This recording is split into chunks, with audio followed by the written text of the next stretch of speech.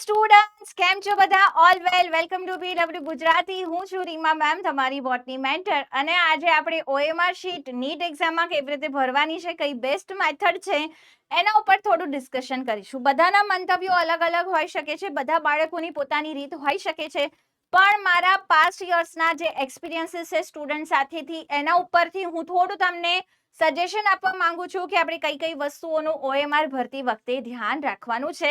અને હજુ નીટ એક્ઝામને જે થોડા દિવસો બાકી છે એની અંદર આપણે ખાસ થોડા ટેસ્ટ આપી દઈએ, મોક ટેસ્ટ આપી દઈએ, જેમાં આપણે આ OMR શીટ ભરવાની સારી વાળી પ્રેક્ટિસ કરી લઈશું. તો સૌથી પહેલા તો કઈક આવી OMR શીટ આપણી પાસે હોય. આ સેમ્પલ છે, આ NTA આપેલી શીટ છે, પણ હવે અહીંયા આ નીચેનો સેક્શન નહીં હોય, જે એડિશનલ સેક્શન હતો તે નહીં હોય. હવે 45x4 એટલે 180 ક્વેશ્ચનની આપણને OMR મળશે. બટ આ વસ્તુ સેમ હશે, અને એ વસ્તુ છે રોલ નંબર, ત્યારબાદ ટેસ્ટ બુકલેટ નંબર અને ટેસ્ટ બુકલેટ કોડ, જેને આપણે ખૂબ ધ્યાનથી ભરવાનું છે. તો શરૂઆતમાં જ્યારે પેપર આપવા જાઓ તો બહુ વધારે પડતું એક્સાઇટમેન્ટ નહીં, નો ઓવર કોન્ફિડન્સ, કે પછી બહુ વધારે સ્ટ્રેસ પણ નહીં. એકદમ શાંત મગજથી પહેલા કામ કરો. 2 ની જગ્યાએ 3 થઈ જશે તો તમારી OMR બીજા કોઈમાં ગણાઈ જશે, તમારા માર્ક્સ બીજે ક્યાંક જતા રહેશે. તો આવી ગડબડ કરવી નહીં. વૈસે એક્ઝામિનર આવે તે પણ ચેક કરતા હોય છે કે તમે ગડબડ કરી છે કે નથી કરી. ડન છે? તો ખાસ ધ્યાન રાખવાનું છે. હવે સૌથી પહેલા હું તમને રોલ નંબર આવી રીતે ભરવાના, ટેસ્ટ બુકલેટ આવી રીતે ભરવાની. હવે હું તમને મેથડ કહું છું કે સ્ટુડન્ટ કઈ કઈ મેથડ અપનાવતા હોય છે જ્યારે OMR ફિલ કરે ત્યારે. તો એક તો ક્યારે OMR ભરવાની એ ક્વેશ્ચન હોય, બીજું કેવી રીતે OMR ભરવાની તે ક્વેશ્ચન હોય. તો પહેલા ક્યારે OMR ભરવાની એના ઉપર ડિસ્કશન કરું, પછી કેવી રીતે ભરવાની એના ઉપર પણ વાત કરીએ કે કઈ કઈ મિસ્ટેક નથી કરવાની. તો first one, mark each question. તમે એક એક ક્વેશ્ચન સોલ્વ કર્યો, તમે ફર્સ્ટ ક્વેશ્ચન સોલ્વ કર્યો અને પછી તમે એને માર્ક કરો છો, 1 નંબરના ક્વેશ્ચનને. પછી તમે બીજો સોલ્વ કર્યો, તમે એને માર્ક કરો છો. તમે ત્રીજો સોલ્વ કર્યો, એને માર્ક કરો છો, હે ને? તો જ્યારે આપણે આ કરીએ છીએ, આવું કરીએ છીએ, દરેક ક્વેશ્ચન પછી OMR ભરો તમે. તો શું આ સાચી મેથડ છે? તો આ મેથડ અવોઇડ કરવી જોઈએ. શા માટે કરવી જોઈએ? તો એક એક ક્વેશ્ચન પછી જ્યારે OMR ભરો છો તો ક્વેશ્ચન પેપરમાંથી નીકળીને OMR શીટ લેશો, પાછું એની અંદર ટીક કરશો. કોઈ ક્વેશ્ચન ગડબડ ટીક થઈ ગયો છે, તમે હજુ શ્યોર નથી, તમે વચ્ચે કોઈ ક્વેશ્ચન સ્કીપ કરેલો છે, તો એ વળી પાછું એ વસ્તુ સ્કીપ થઈ જશે બબલ ભરતા ભરતા.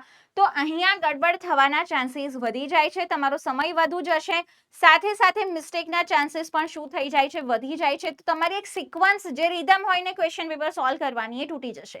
તો મોસ્ટલી બધા સ્ટુડન્ટ્સ આ મેથડ અવોઇડ કરતા હોય છે. અને તમે જો કરી રહ્યા હોય આવી રીતે, તો તમે બીજી મેથડ પણ હવે ટ્રાય કરો, મોક ટેસ્ટ આપો ત્યારે.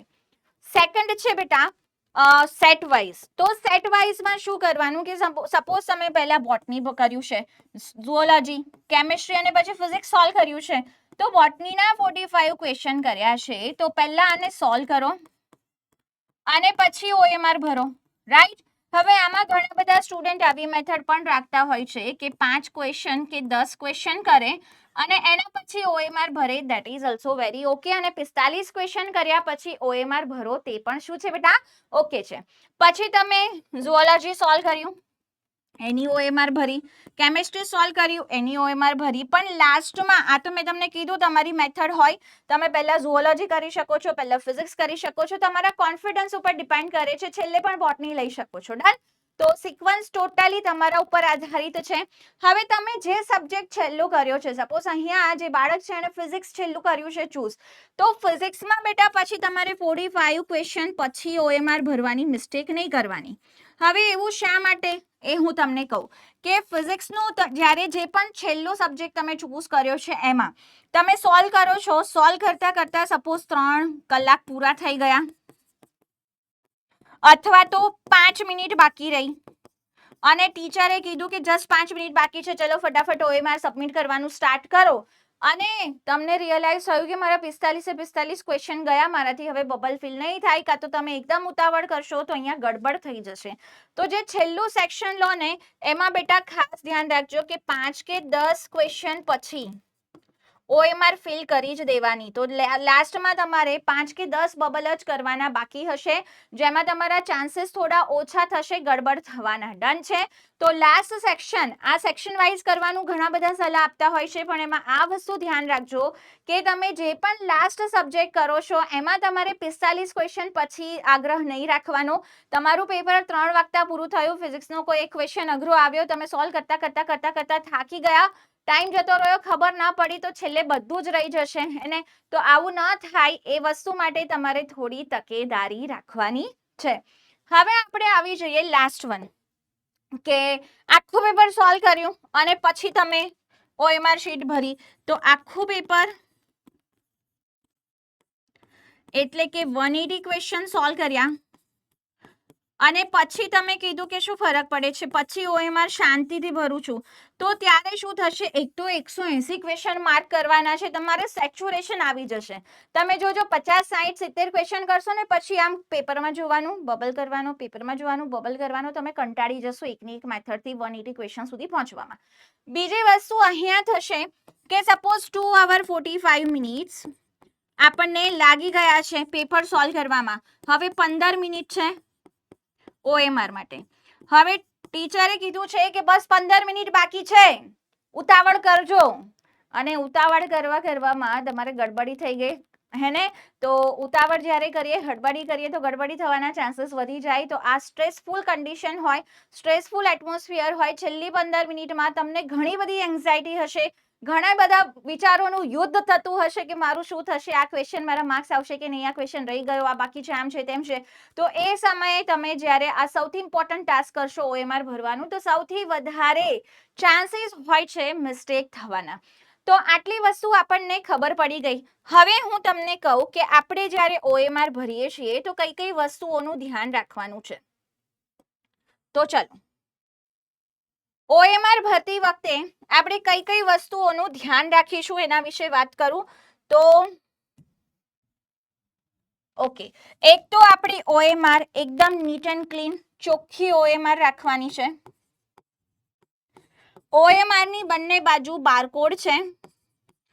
આ બારકોડ એકદમ ચોખ્ખો હોવો જોઈએ, એમાં કોઈ લીટાડો ન પડવો જોઈએ, કોઈ નુકસાન ન થવું જોઈએ. તો એકદમ આમ clean, neat and clean OMR રાખવાની છે. બારકોડને સાચવીને રાખવાના છે, કારણ કે આ મશીનમાં રીડ થાય છે, OMR તમારી ચેક થાય છે, તો ત્યાં બારકોડ નહીં વંચાય તો ગડબડ થશે, રાઈટ. તો બારકોડ એકદમ ચોખ્ખો, એમાં કોઈ મિસ્ટેક ન થાય એનું ધ્યાન રાખવાનું છે.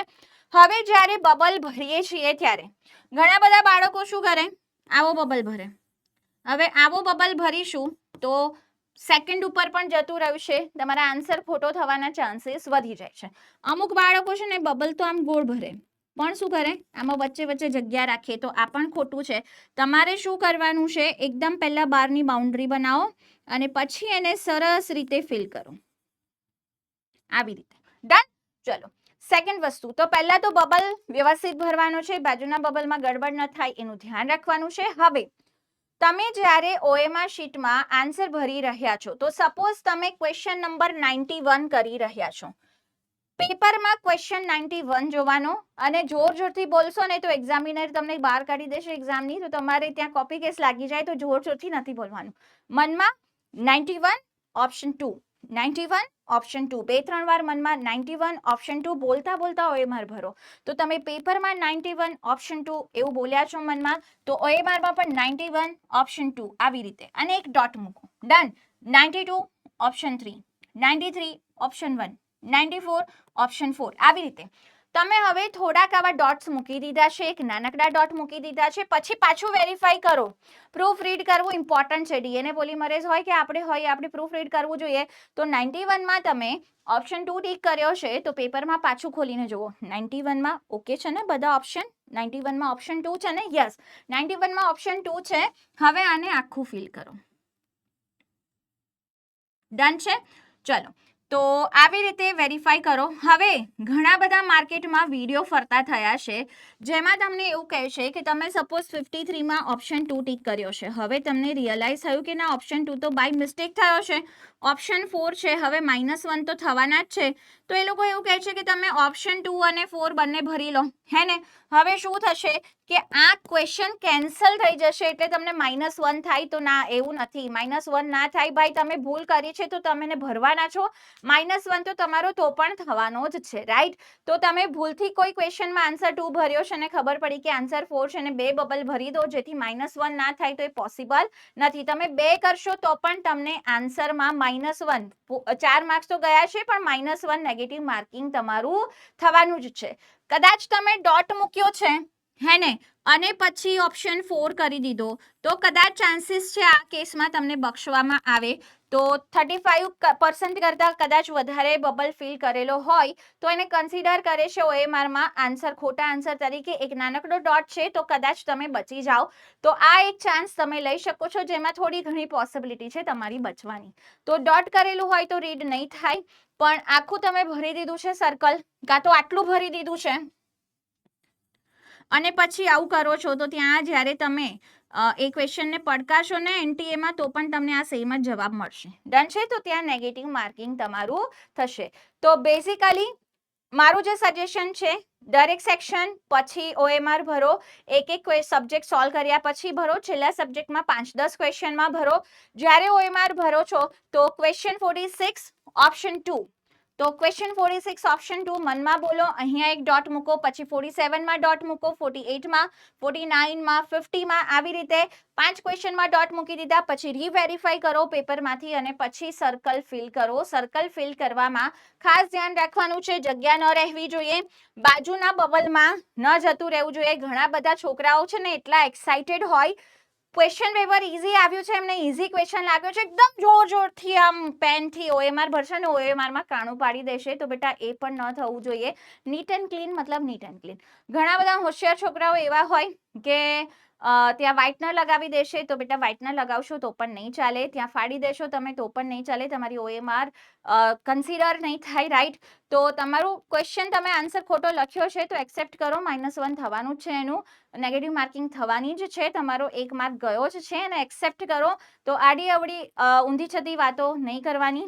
જે રૂલ છે, એથિકલ છે, એ એથિકલ વસ્તુઓ જ કરવાની. તો બ્લેડ નહીં વાપરવાની એને ફાડવા માટે, કે પછી ત્યાં વ્હાઇટનર નહીં લગાવવાનું કે જોરથી, એકદમ જોરથી પેનથી તમે કર્યું છે બબલ ફિલ ને OMR ફાટી ગઈ, આવા બધા ધંધા કરવાના નહીં. ભાઈ આપણે સરસ રીતે આપણે ડોક્ટર બનવા માટેની એક્ઝામ આપવાના છીએ, તો ડોક્ટરની ગરિમાને છાજે એવી રીતે આપણે એક્ઝામ આપવાની છે. આ નાની નાની વાતોનું આપણે ધ્યાન રાખવાનું છે. અને now are you all ready? Right. So let's do it. સરસ રીતે એક્ઝામ આપીએ અને એક્ઝામમાં સારા માર્ક્સ લાવીએ. So all the best your for NEET exam. Happy NEET. નીટને એક ફેસ્ટિવલની જેમ લેજો. તમે ખૂબ મહેનત કરી છે આખું વર્ષ, તો ઓબ્વિયસલી હવે એને સેલિબ્રેટ કરવાનો સમય છે. હવે તમારા રિઝલ્ટનો સમય છે, તો પોતાનામાં કોન્ફિડન્સ રાખો અને એક ફેસ્ટિવલમાં જેવી રીતે તમે ફ્રેશ મનથી એને સેલિબ્રેટ કરો છો એવી રીતે નીટ એક્ઝામ પણ આપવા જજો. બધું જ સારું થશે. તમારી મહેનત સારી છે તો રિઝલ્ટ સારું જ આવવું જોઈએ. નાની નાની મિસ્ટેકથી આપણું રિઝલ્ટ બગડવું જોઈએ નહીં. So happy NEET. Thank you everyone. Bye by.